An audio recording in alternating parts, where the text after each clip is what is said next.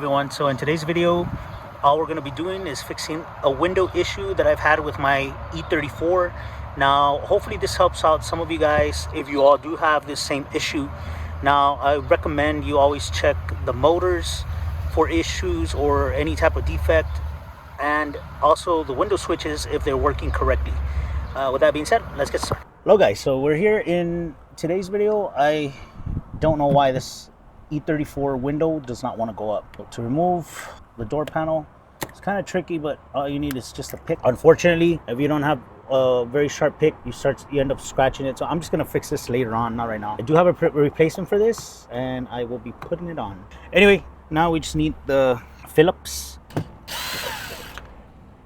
All right, so not gonna lie, I'm not a big fan of removing these because most of the times end up breaking something, but let's just hope I don't break anything today. I will be removing it from the bottom. I'm gonna start from the bottom.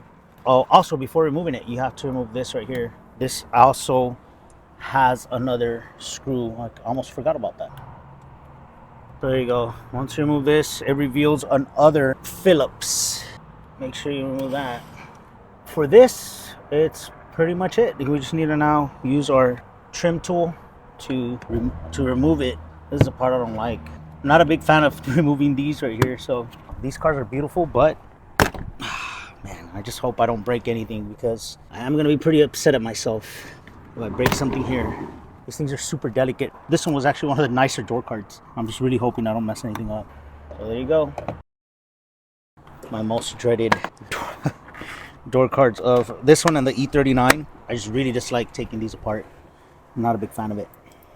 It's very unfortunate this doesn't work. I really don't like getting in here. I have a feeling the motor doesn't work. I was hoping it would be the elevator, maybe the plastic tabs that were not going to be good. You can see down there, but nope, it's not. This looks somewhat new and it failed already, which is very unfortunate. Now we're just going to go ahead and get this up manually and disconnect it. That's the best course of action on this case. All right guys, so I found the culprit and it results that this new window switch, which is fairly new, so the window switch broke, and it is weird, as you can see there. I'm not sure how this happened, but it should go like that. So that's how it goes. And so this is what was causing my window. What would happen is as soon as I would turn on the vehicle, the window would go down. So I'm gonna go ahead and give you guys an example. Luckily I had a replacement switch on hand, but yeah, it's just crazy how something insignificant can cause an issue. And I was really worried. I was already kind of bummed out that I was gonna have to order a motor, or you know, I was gonna test out the window motor, but I decided to go first with the switches. So always try to check small things first and then go to your more problematic issues. So let me go ahead and show you this. So I'm going to go ahead and put this broken one, and you can tell it's broken because this thing's coming out. So it's on, and I'm going to show you the window right here. It's going to go down as soon as I turn the car on position, or just on.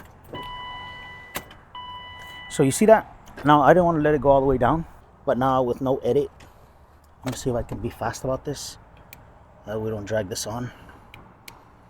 See that? It's crazy. It's just wild how that broke. Now let me turn the car on. I'm sorry. Of course, to the on position.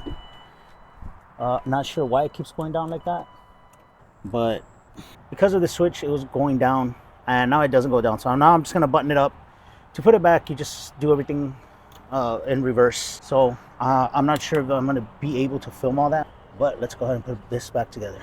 I do want to mention it is best to put some new butyl tape here, but I don't have any on hand, and it's crazy. That's what I'm saying. Like, these things sometimes it can be so minimal. It's just crazy. Just make sure that you have this one set to the correct. Solid white is up, and this arrow that's not solid white is down. So I'm gonna go ahead and take this off again. Now it's just as simple as putting these back on.